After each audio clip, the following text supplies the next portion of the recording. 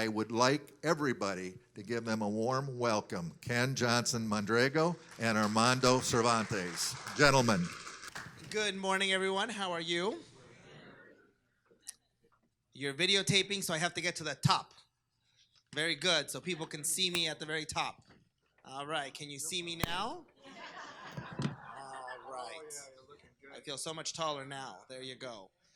Can I stand up? Oh man, I'm gonna need something a little taller. I don't think this can hold me. I'm very excited to be here with you, along with Ken, to share with you hopefully a little bit of an overview of what we're talking about when we say let's engage Hispanic Latino community. Hopefully through our conversation, the goal is to try to kind of get into the roots of the Hispanic Latino community, and really through the process of the Encuentro, which is a beautiful process that I'll let Ken explain a little bit later. I thought we would probably start with some words of our Holy Father, because I think our Holy Father has really opened up this conversation of vocations, which you care so much about, and God bless you for that, and this invitation on how to engage young people. Hispanic Latinos are one of the youngest communities in the entire United States who we can invite and engage, and Pope Francis, through his words, is inviting those young people to be saints, to holiness, is inviting them to a vocation. Just recently, his latest apostolic exhortation, has anybody ever heard of Christus Vivit? Has anybody read Christus Vivit? I got some good nods at the beginning, did not get anything at the end. All right, very good, very good. Gives us some homework assignments to kind of work on. So this is good because it puts me in an opportunity to share with you a little bit about Christus Vivit. So Christus Vivit means Christ lives. And it's Pope Francis's latest apostolic exhortation on working with young people. Fascinatingly enough, he actually wrote the document first in Spanish. Then it was translated to English.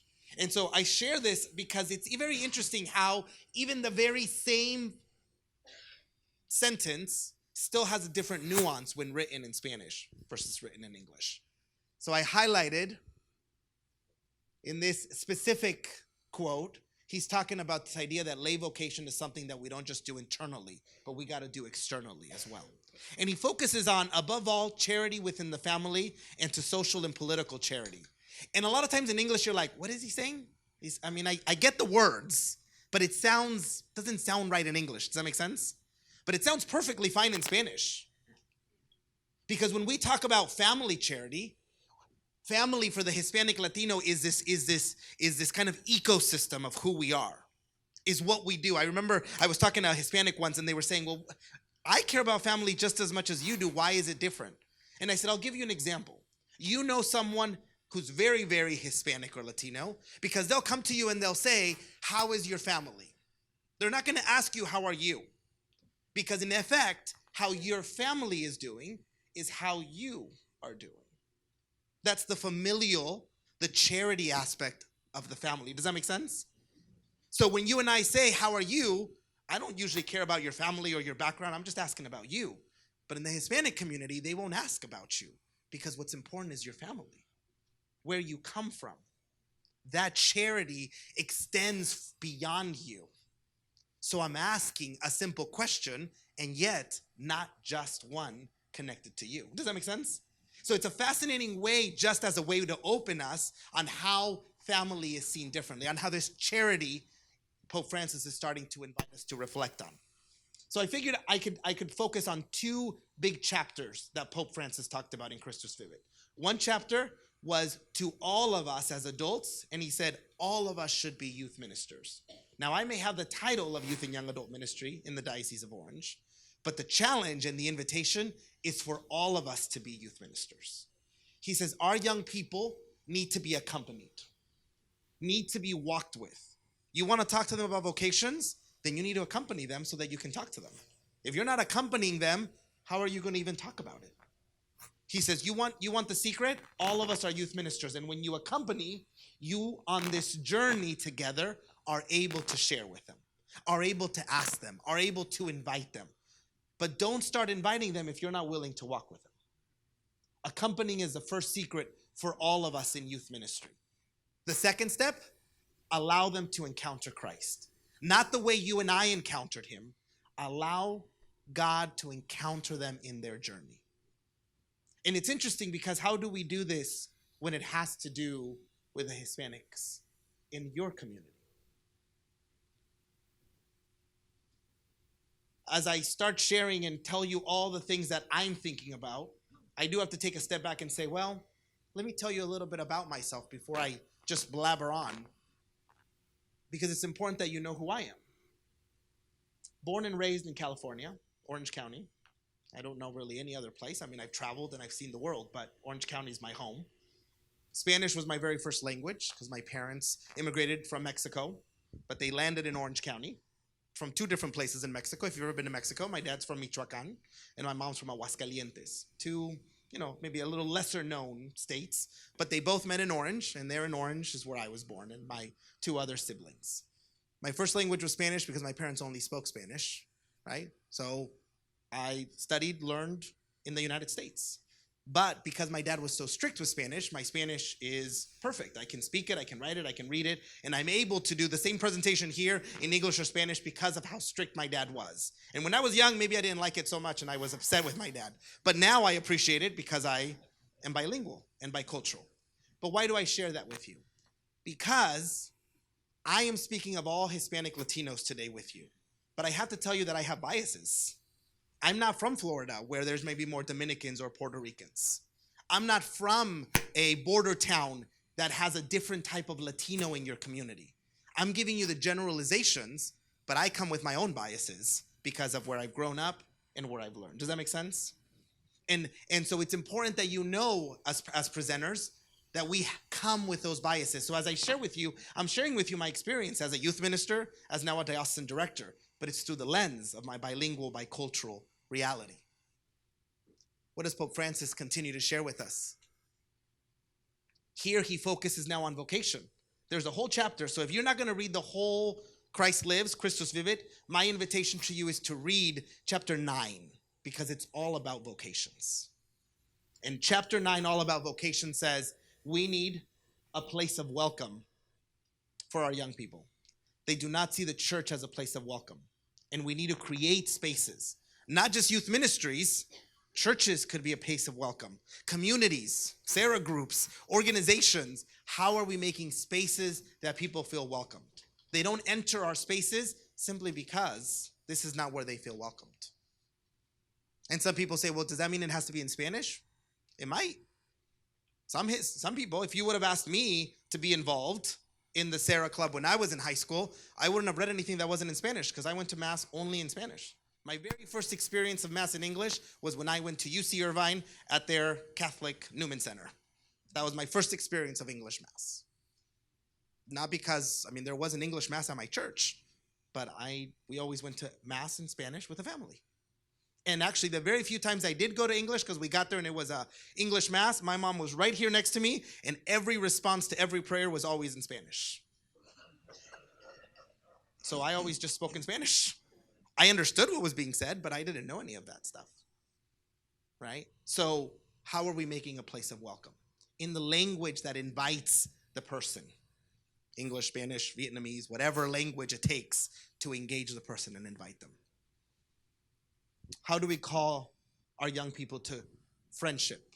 If vocation is going to happen, Pope Francis is inviting us to God's call to friendship. If vocation is going to happen, it's going to happen because we're inviting them to discern and discover God in their lives. The invitation that we're giving is only the initial step. God's going to do the rest of it.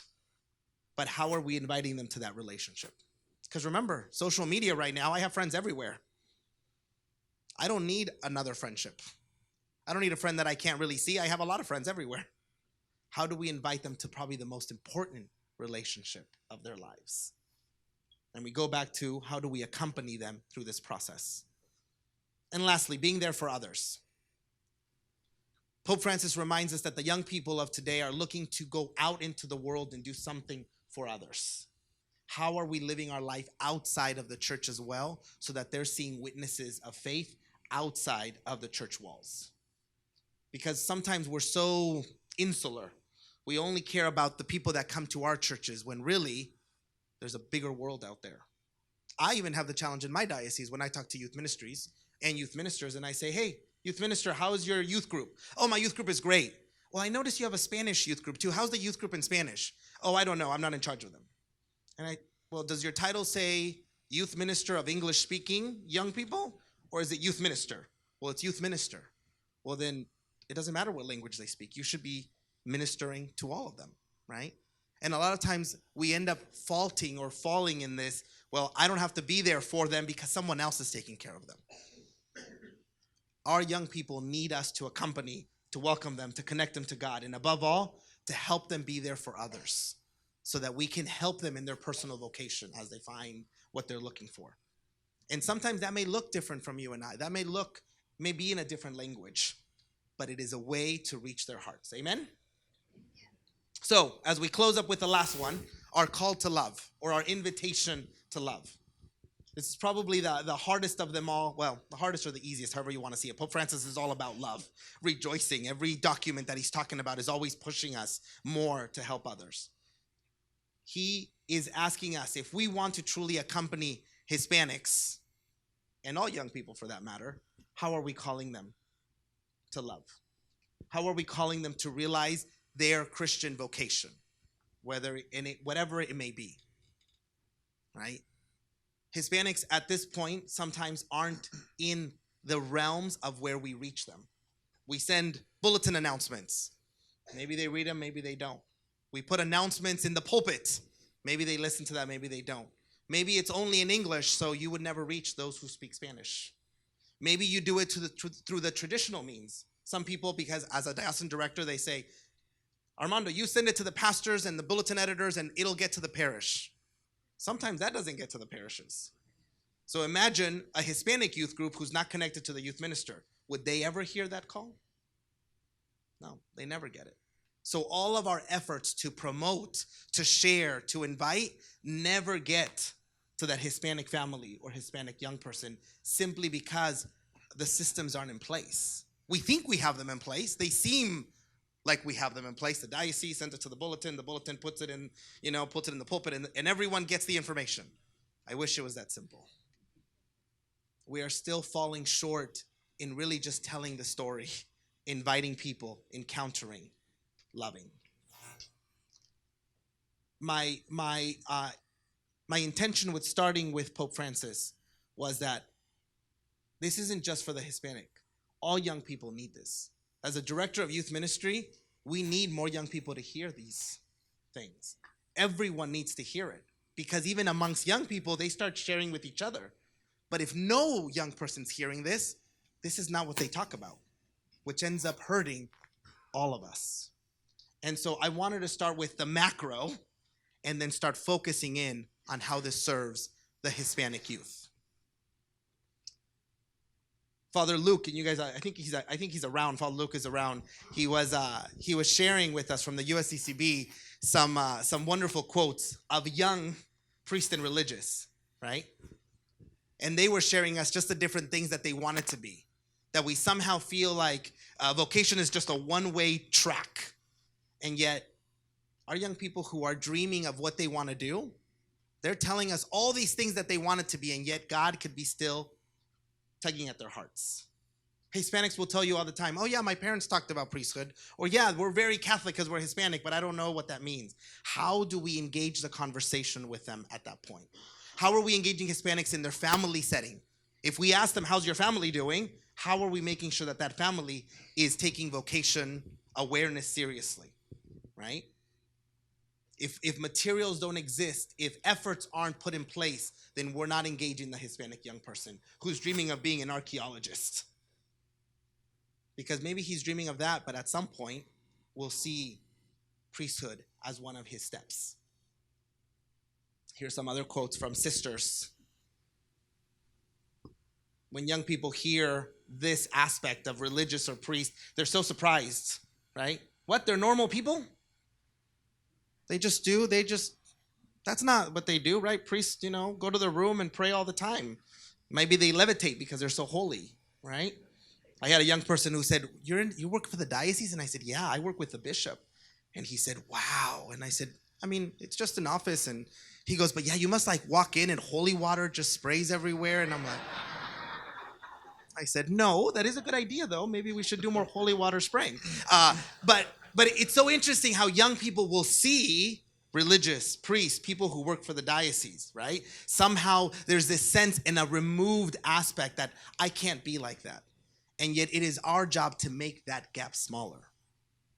Imagine for a Hispanic how much more that gap exists when I may not understand the language, when I may not know the system in place, where I may not understand the way things work. I remember the first time I walked into UC Irvine. I walked into UC Irvine, the Newman Center. We all sat in a circle, and they asked us to pray the Our Father. And I mumbled in Spanish really quietly. And someone said to me, "You don't even know the Our Father?" And in my mind, I wanted to say, yes, I do, but just in Spanish. But somehow it wasn't, somehow I was different. I wasn't the same. I couldn't participate the same as everybody was just because I couldn't pray the Our Father in the same language.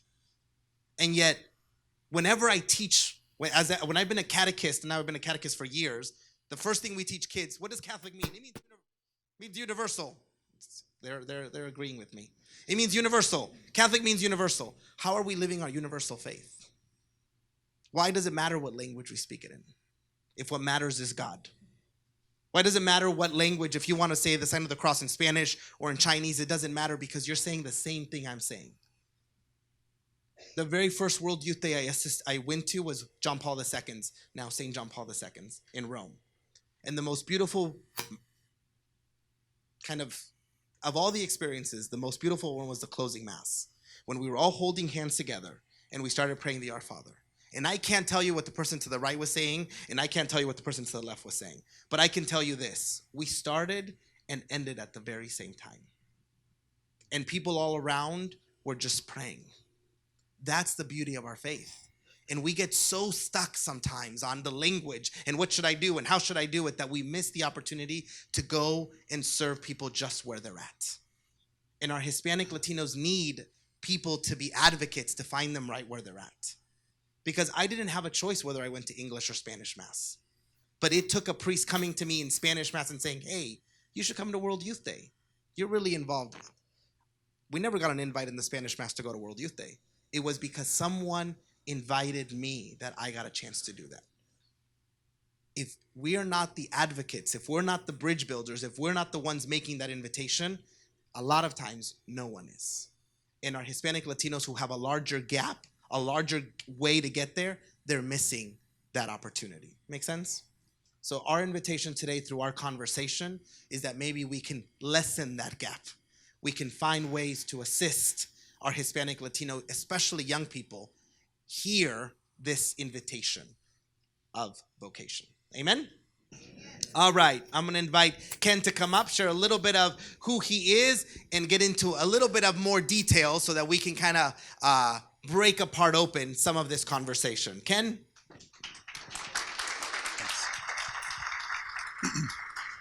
Thank you. I want to start by just building a little bit on what Armando was saying, and I'm going to share an experience I had just a couple of weeks ago. My family and I recently moved into the Sacramento area. We had been in New Mexico for 4 years, and we're living in Elk Grove, and we decided, just after New Year's, let's take some time. My daughter was back from college. Let's go do something fun with the family. So we went to Old Town Sacramento, and my wife had scheduled for us to be part of a tour of the Old Town Sacramento Underground. And we had to be there at 12:30 in the afternoon on a Sunday morning, or Sunday afternoon. So we said, well, let's find a church nearby. We'll go to Mass around 10:30 or 11, and we'll be just in time. So we looked around. The only Mass at 10:30 we found was in Portuguese. So we went to the Portuguese parish. My wife was talking to the lady next to her, and she ended up getting invited to they were going to be killing a pig at 11 o'clock that night. It was a big celebration of the community, very close to the ground, the earth, and this was what they did. Great. We didn't go. But in any case, the Mass was in Portuguese. I prayed along as Armando was describing. I prayed all the prayers in Spanish. My kids know a little bit of Spanish. They kind of struggled along. Thankfully, the homily was in English, so they were okay. But my 14-year-old son, as we were leaving, said to me, Dad, I never realized how great God is. He understands all these languages. And I said, yeah, that's right. You made a connection there. That's great. So that's where we have to kind of check our prejudices and realize that God is there for everybody. And there's no linguistic prerequisite for hearing the gospel or for participating in the church. So that's what we're all about. A little bit about myself. When I was 6 years old, I wanted to be a priest. By the time I was 7 or 8, I said, no, I'm going to be an astronaut. And my dad said, well, at least you're still going to heaven. But over time, my interests changed, and I eventually settled on computer science. And I went to school. I got my degree in computer science. But during my time in college, the first time away from my family, I grew up in New Mexico. I'm a Hispanic, from a Hispanic family. Faith was at the heart of everything that we lived.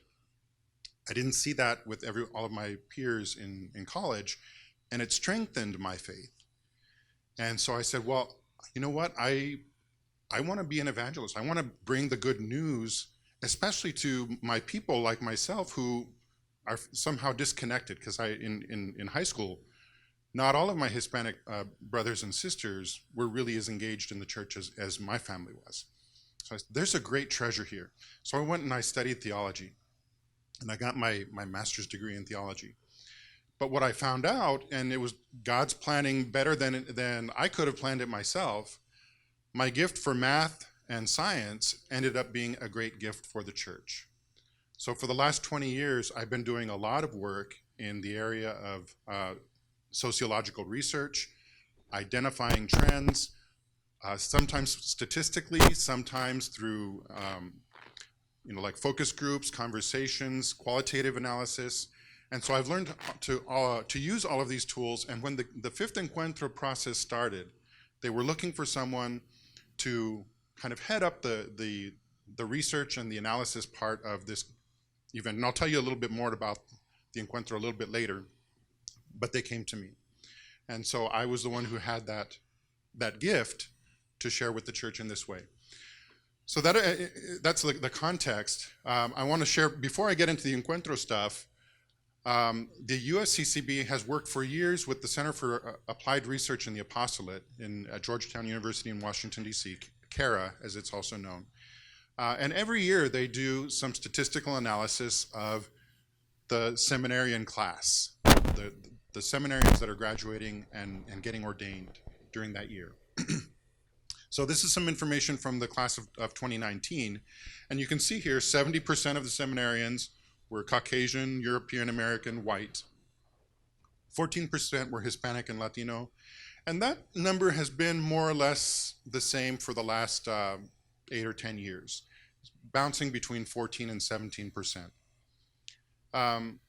When we talk about, and I'll show you a slide in a little bit, specific numbers, but when we talk about the young Catholic population here in the United States, let's say under age 30, because that's where most of our seminarians come from. How many of you think Hispanics are more than 14% of the young Catholics in this country? Raise your hand. How many of you think it's more than 20%? More than 30%? More than 40%? More than 50%? More than 60%? It's about 52, 53%. So that's where we are. So one of the issues that we want to raise for Serra Club International, as well as vocation directors nationwide, and of course it varies from diocese to diocese. But there's a whole lot more Hispanic Catholics out there than are represented in our seminarian classes. Very similarly with the profession class of 2018, 16% Hispanic. I'm sorry, no, that was the Asian and Pacific Islander. It's 10% Hispanic among the profession class. So these are brothers and sisters, religious brothers and sisters. Participation in parish ministry. So these are the things that the CARA tracks, the USCCB is watching to see what are the factors that we can say really contribute to young people and their growth in spirituality, their growth in connection to the church, and possibly their openness to vocation. So almost 80% of the seminarians at some point were altar servers. 50% of the profession class were also altar servers. So that's the big thing. They were engaged from a young age. Half had become lectors, almost half extraordinary ministers of the Holy Eucharist, engaged in Catholic campus ministry or youth ministry, and then music ministry. What other types of religious activities? Youth group, they were involved as adolescents. Newman Center in college, 30% had been involved in Newman Centers. They'd gone to World Youth Day. And this is something that the studies have shown over and over again, is having that kind of experience of pilgrimage, traveling for your faith, traveling to encounter a large group. Here in Southern California, Los Angeles Youth Day is a big event. Draws over 15,000, close to 20,000, is it? Close to 20,000 every year. It's for one day, but that has a significant impact. And people come from all over the region.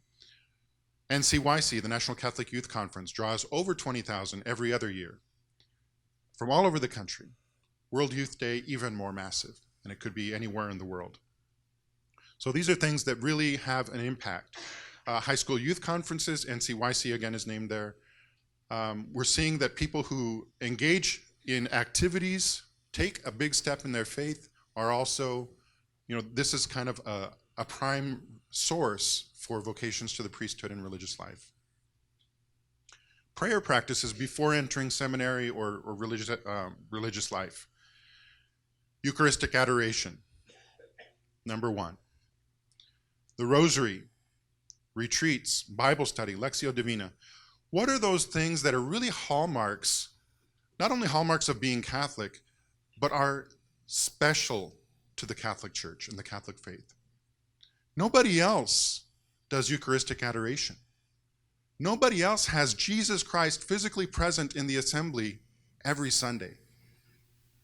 When our young people live that, when they interiorize that, and Eucharistic adoration has a powerful, it expresses that in a powerful way, they're lifelong. They're not going away. What are some other things?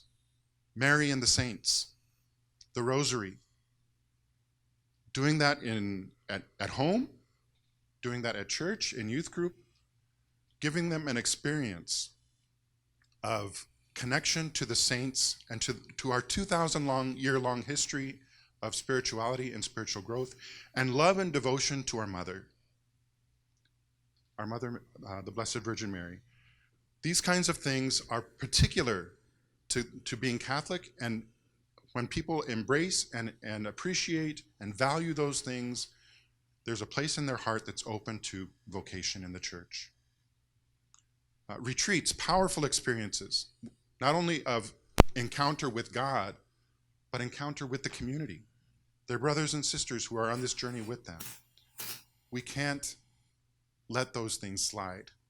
We have to engage. And this isn't just about Hispanics, obviously. So across the board, how do we engage this young generation? Bible study, Lectio Divina. Something that wasn't asked, and we'll come back to this in a little bit. Service. One of the things that, and Pope Francis emphasizes this, we have 150 years of Catholic social teaching. And of course, it goes beyond that. I mean, this is, when it, after Rerum Novarum, when it kind of explicitly became that. But it's rooted in our tradition. And this is something that is unique among Christian denominations. Not only that, it's also something that resonates deeply in the hearts of this young generation. So engaging, because of our faith, in peace and justice activities, those are things that speak to this generation in ways, and then connecting them to the tradition, not just to do it, but to say we do this because we are Catholic, and showing them how meaningful that is and how rooted it is in who we are. That strengthens their faith, that strengthens their commitment. Additional sources of encouragement for vocation. The parish priest. And it's not just about having the priest come and give a talk to the young people. Have him stay. Have him play ping pong. Have him play cards. Have him engage with them in just being. Get aside from the educatee mode and let them just be together. I think in some ways our priests have become afraid, and they don't want to, the near occasion of sin. I think we need to overcome that, because our young people need to have a connection with faith leaders in the community. And it can be done in a safe way. We don't forget the safety, that has to be there. But let's keep the relationship. We don't throw the baby out with the bathwater. A friend encouraged them to consider religious life or the priesthood. Other religious, their mother and their father. And this is especially true, I think, in the Hispanic community. We need to engage families, and we need to have resources and models, maybe even role plays, ways that conversations can be held. Encourage that to happen at home. Other parishioners, people take notice. It's what Armando was saying about everyone is called to be a youth minister. Everyone is called to accompany. If you see a young person who's engaged, approach them, compliment them, and say, have you thought about serving the church? Have you thought about becoming a priest? Have you thought about becoming a sister? Would you be a youth minister? Would you be a lay minister? Would you be a music minister? These are all ways of helping our young people to recognize that they actually have a gift from God and might be able to share that in the church. Their campus minister and their youth minister as well. So at this point, we want to take a step back and engage all of you a little bit in conversation.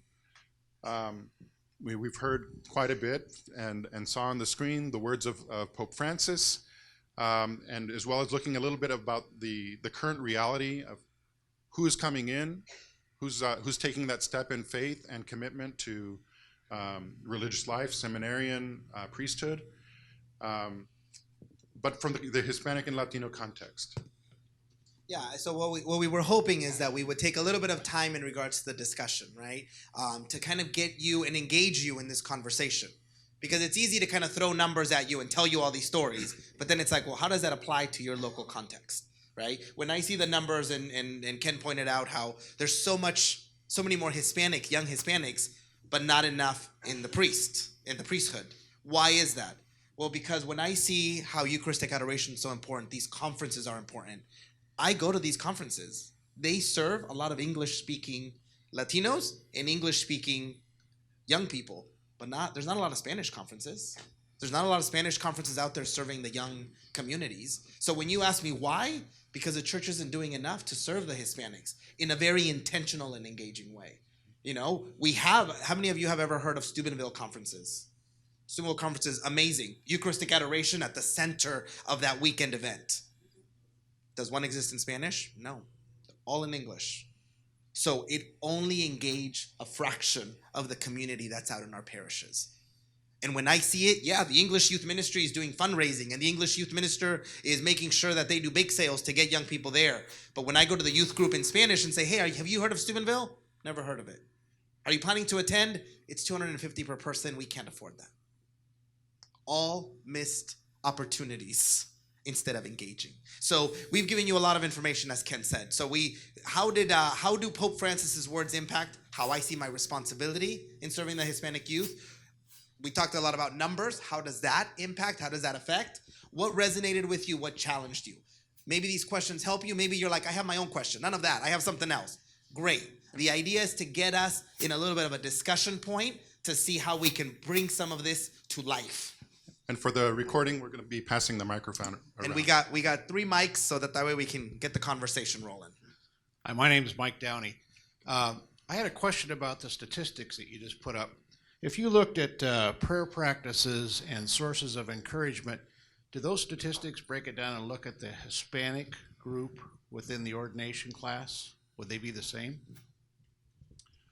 Kara did not break that out. I assume they have the capacity to do that, but they have not published that information. But when you see those things that are really very high numbers, you know that applies to everybody. Yeah. I have one more question if I could. I'd just like to comment that our bishop challenged our club in Des Moines to try and create more of an outreach for the Hispanic people to pray for vocations. And it kind of fell onto me. And you know, just like you were talking about how the Hispanics have a difficult time feeling comfortable in an English language setting, let me tell you, it's quite the it's same. very challenging when you don't understand a word of Spanish. That's right. To try and communicate with a group of Hispanics about vocations. And it was the first time I ever had to use an interpreter. And I told people it was so challenging to give a talk and get no body language reaction from the group because they didn't know what I was saying. So I really had to watch them while they were listening to the interpreter. But I think eventually we did make some headway there. And the program that we had the best luck with is we ended up buying at the start 3 of the St. Encuentro Serra statues from the Chicago office. We created a 7-day prayer program out of the Encuentro Serra Novena, and then we gave that to parishes that had Hispanic communities, and we now have 7 or 8 of those statues that are going on a weekly basis through things. So. And just so we can add, and it's not uncommon in the Hispanic community to have prayer experiences in the family, send a statue around. So you're hitting practices that are also very common to the Hispanic families who are like, oh yeah, well of course this is what we do. We just had Our Lady of Fatima, now let's have Junipero Serra. That's something that you've connected and you've engaged very practically the families. One of the events that we have in the Los Angeles Archdiocese, which is actually held in Orange, is the Religious Education Congress. It'll be coming up in March. And February, End of February. you're right, in a month. And there's always the Youth Day in advance of that. There is. And I mean, this is for those of you who don't know, the LA Religious Education Congress is attended by 50 to about 60,000 people from all over the world. It's one of the largest conferences in the world. Yeah. And anyway, there's a very large Youth Day presence there. There is. Could you speak to, is there the efficacy of Spanish ministry in that Youth Day that precedes it? So LA and the RE Congress does at least, and if you guys have ever been, you have probably have seen what they call multicultural liturgies. So they ensure, or they try their very best to bring about some aspects of various cultures so that the universality of the church becomes present. Does it do anything in Spanish particularly? No. Because there's a big Hispanic presence, sometimes there's this sentiment of, oh, well, look what we're doing. It still brings Hispanics. And I said, yeah, it's bringing your English Hispanic youth groups together. That doesn't necessarily mean that there isn't a group that's missed out. They try to do a very good job of being bilingual, multicultural. They're still missing engaging truly the Spanish-speaking youth groups out there, if that makes sense. LA itself does its own Spanish-speaking youth conference at the Los Angeles Convention Center that gathers about 12,000 Hispanic youth only in Spanish. But that is actually not a diocesan event. It's actually really fascinating. It's a separate Catholic radio who does that event, and they've seen a growth because no one else is doing it. And I've talked to the leaders of Steubenville. They're also trying to get creative. But LA does what it can, but it's still missing the Spanish-speaking youth group engagement. And actually, we've seen that across the nation, not just Youth Day. Most conferences serving youth have that problem. Buenos días, Buenos días. ¿cómo está? Muy bien. Muchas gracias por estar aquí. Para servirle. Le agradezco mucho. Yo me llamo Rubén Gallegos. Yo soy el presidente de Serra International. tengo mucho tiempo de estar aquí como miembro de Serra International. Y yo todo el tiempo les he dicho que tenemos que tener programas como los de ustedes. Y es muy importante que síganos presentando esto. La razón que hablo español primero es porque mi mamá me enseñó. Y lo que mi mamá me enseñó es muy bendecido. I'm just thanking them for being here. And I really appreciate them being here and presenting this information. And my mother taught me Spanish first, and what my mother taught me is very good. Anybody says anything bad about my mother, we got problems, okay? I learned English in school. I'm from a border town. Every Sunday, we have from 10 to 15 priests crossing the border legally, so people can be able to celebrate Mass in Spanish. We don't have enough priests who can do that. Okay, this is my comment, and he's already looking at his watch. And in my duties as president of Serra International, I just came back from Rome, where we presented 25. We gave the Pontifical North American College $25,000 as a donation from Serra International, and I was very proud to do that. This is the point. The point you made about family is very important. And there's no way they can understand that. I tried it in Lubbock, Texas. I went to Lubbock when I was Region 10 director. And I was at a hotel where I could sit there and watch the football field at Texas Tech. The question was, why don't we have enough members? They're not going to come to where Texas Tech is. Because of the family, you have to go where they are, which is what I did the following day. And I think that this is the reason I'm promoting missionaries of St. Junípero Serra. If they don't come to us, we have to go to them. We're not going to break the family unity. As one goes, the whole family goes. The family is a Rotary Club for them. The family is a Serra Club for them, and we have to go there. Well, anyway, thank you very much for being here. Thank you. Thank you, Ruben. I've got to get Spanish hearing aids. I've got a young lady back here, and can we do this right? I think Ken already has one person here in the Okay, front. I just want to say a quick thing. Bishop Andrew and I went out to do a Women's Hispanic Day, and they interpreted my speech, and Bishop Andrew speaks fluent Spanish. We were amazed at the number of women that came up afterwards, wanted their picture taken with us, and said, "My son, a priest. My son, a priest." It was, I think we need to get our young Hispanic priests and their mothers and maybe their fathers out and show that family element, because it was so interesting to me, the enthusiasm they had for that idea. I think that's a wonderful idea.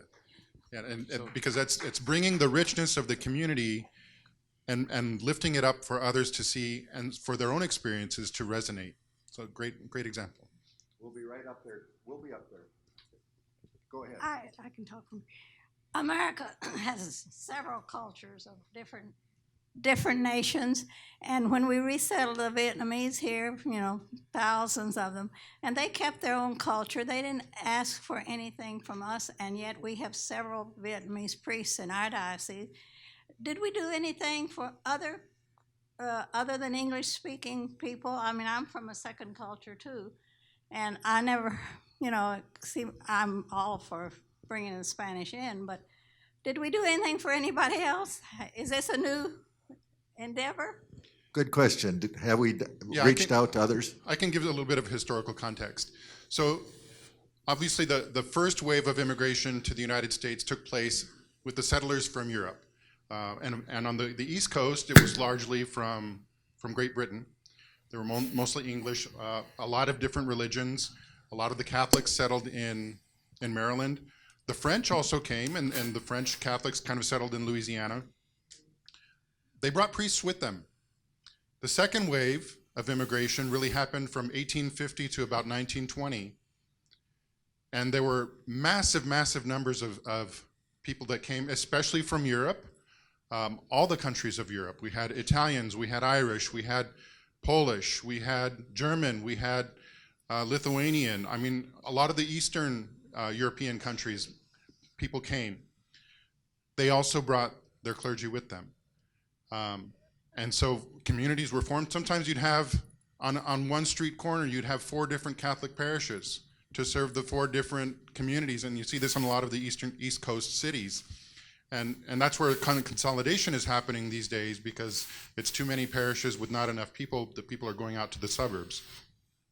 So that's the way it was done at that time. Now keep in mind, the Mexicans were already here. You know, my family arrived from Mexico in 1541. One of my ancestors was a companion of Francisco Coronado when he was looking for the 7 lost cities of gold. He went up to Kansas, and my family, he took a side expedition from New Mexico to Texas following the Pecos River. They were looking for the same thing. They didn't stay, they were explorers. They didn't find the 7 cities of gold. They returned to Mexico, and then the great-grandson came back and settled in New Mexico in the 1630s. During those years, from the early 1600s to the Treaty of Guadalupe Hidalgo, when New Mexico became part of the United States, a territory, there were native Hispanic clergy in New Mexico that were ordained priests. It was one of the few places in the Southwest where the Hispanics were serving their own. Most of the other places, it was missionaries who would come in, and we're still seeing that. So when we talk about the 17%, 14% Hispanic seminarians, most of them are not US born, and I'll say more about that in a little bit. But that just gives a little bit of historical context. One way to do it is bring the priest with you. The other way to do it is to form and nurture local vocations. And we have to do both. Thank you. This is for you, Armando. Just for being not the opposite of you, having that bilingual, very, very difficult for me to learn other languages, especially beyond buenos dias, como está, baño, or my favorite, como se dice in English. All right, but beyond that, so when we've been at some of the parishes, and we've made the prayers in Spanish, which is good for the Spanish Mass, but clearly there's a different culture, and there's a difficulty in communicating, if they come up and we can say, in Spanish, so I say, buenos dias, but that's about it. How can I say, join the Serra Club? And why would you join it? Because it's just gonna be English, you're not gonna know what the heck we're doing or anything, right? So I think there's a big gap there. So as a practical matter, question for you, how does a cultured American who knows very little about Hispanic culture communicate and bring you closer, And it's almost like, in my mind, we need some leaders like yourself that are bilingual and say, come on in. And I don't know from there if the result is perhaps a Hispanic, more focused club. We have Spanish speaking, and what is the future of that, right? Because as a practical matter, from non-religious, but just success in this country, you see people like yourself are able to do very well because they can communicate, but the poor labor is blocked because they can't, access directly, yeah. So where do we go from here as just practical advice for the people here? No pressure. I'm surprised you didn't know cerveza. That was usually, it also adds to that. Some people know that one. Oh, he knows it too. He just didn't want to say it out loud here. Sorry. That is a really good question. So here will be, and I think you hit it. I think you kind of started going to that. I think we need to find what we call good bridge people. In Spanish, gente puente. Somebody who can bridge, right? Who can bridge the gap that exists. Is it the best idea to separate into two groups? I don't know. I guess if that's a question to wrestle with in your own community. If it's only because of the language, then no, that's a bad idea, because then you're not even willing to wrestle what it means to be one community as a whole. I would say find your gente puente, your bridge people, and allow them to be the voice. I mean, I think you talked about an interpreter, right? But how much more powerful could a bridge person be, because they believe in the mission that you do, and they're going to be with you continuously instead of just being someone that will be a spokesperson only when you speak. Right? A bridge person is going to love the mission, is going to support you, and is going to say, let's do this together. You know, yeah, it might change the way Serra looks. Maybe our prayer now will be bilingual instead of just in English. Maybe there will be a moment when we separate so we can focus on how to serve that language community. But we're still united. That bridge person is going to assist you, and those bridge people will assist you in ensuring that families and the way you speak will engage the heart of the community in your local context. Does that make sense? Hopefully that helps a little.